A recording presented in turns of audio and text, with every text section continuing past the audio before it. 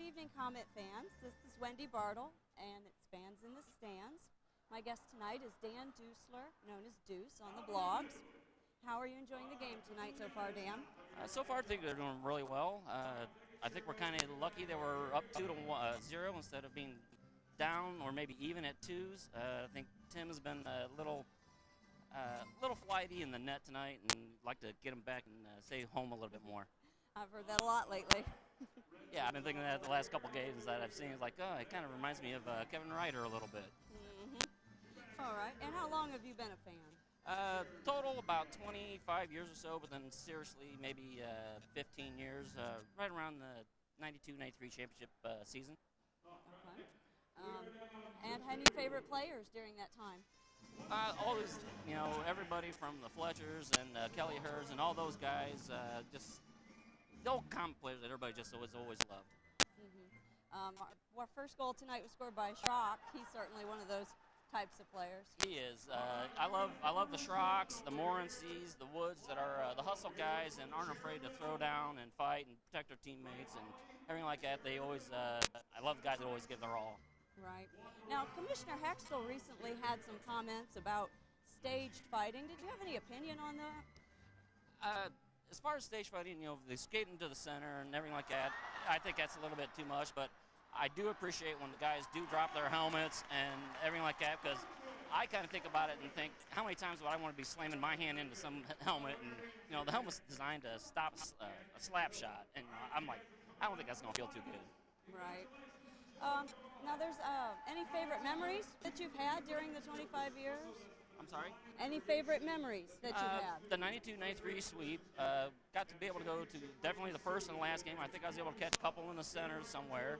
And then, of course, the Game 7 against Port Huron, who, up till the wee hours of the morning and everything like that. And unfortunately, I only got I think maybe 3 hours of sleep.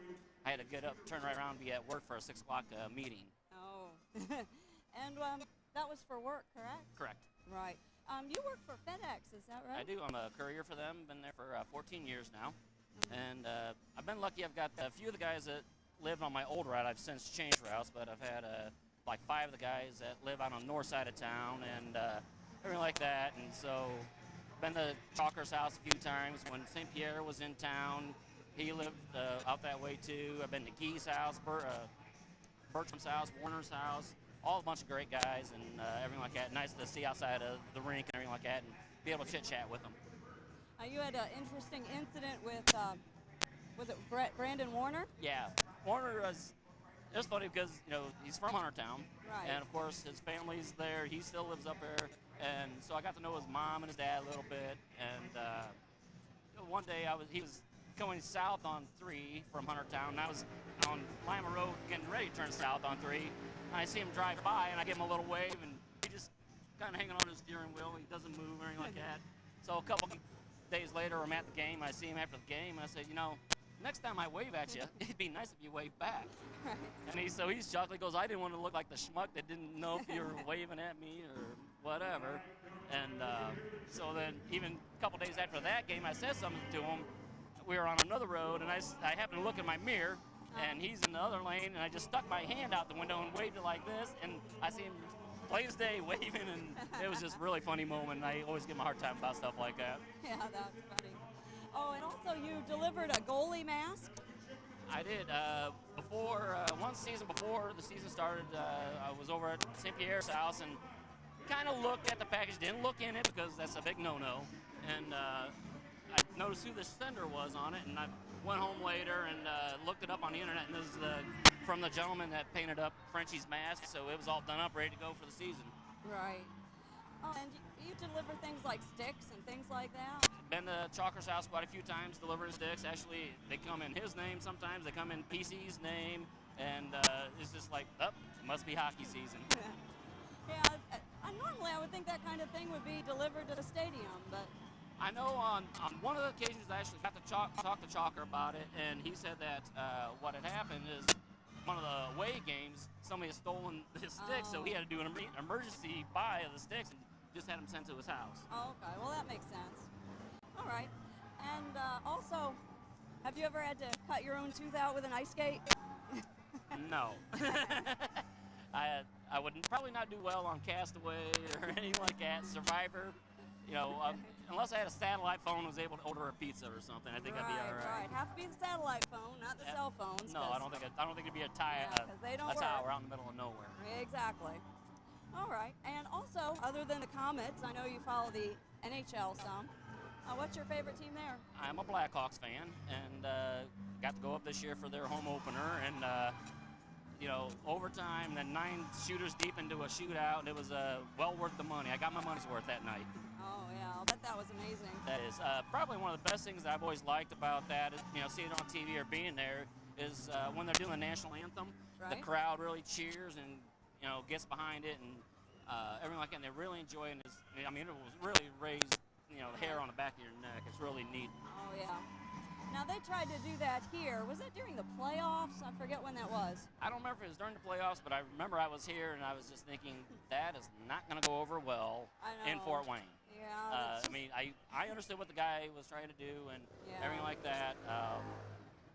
And it's just like, a lot of people in Fort Wayne just aren't going to appreciate that. Yeah, it just came off as disrespectful here, even though I knew what he was trying to do. He was trying to be positive, and it just kind of went over like a lead balloon. Yeah, that's true. And, I felt bad for the guy because apparently some really mean and nasty things were said to him. But, I understood he got some death threats and everything else. Yeah, but it's hard to be the one guy trying to do it. If you had a bigger crowd trying to do it and maybe establish something like that, I can understand that. But if not, you're gonna get a little dirty looks. Exactly.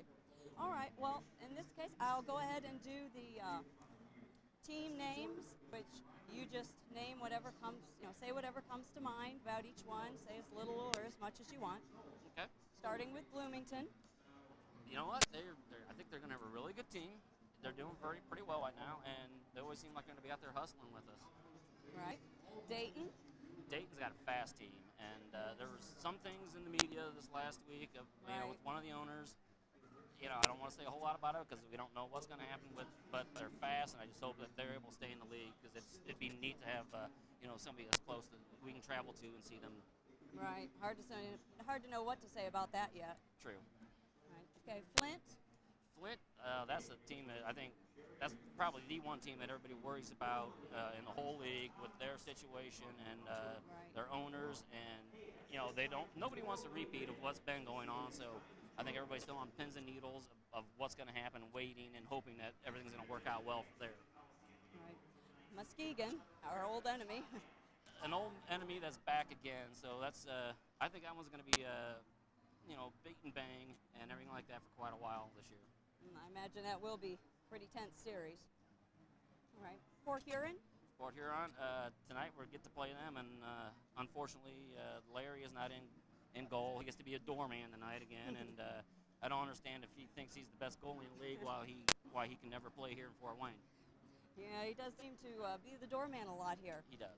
You could probably still get in on Larry if you want. I yelled at him a little earlier, so okay, I was trying to save my voice for tonight. All right. And Quad City? Quad City, they're, unfortunately they're not doing so well yet, but hopefully they can turn their season around also. Right. Okay, and Kalamazoo, they're not in the league any longer, but... My thoughts on Kalamazoo is I hope they do well, but I just can't understand how they think their league is going to be better when they have to do so much more traveling. I can't understand that. Right. All right, and of course your Fort Wayne Komets. I think the Komets are going to end up being really strong. I like Chewy being here. He's he just scored right before the end of the period here, and we're both saying that he's been hustling. He's been putting the puck in the back of the net. So he sure has. I've been enjoying the team so far this year. All right. Well, thank you very much for coming on. Thank you for your time. Thank you. I appreciate it. All right, and that's the view from the stands. Back to you, Tim and Randy.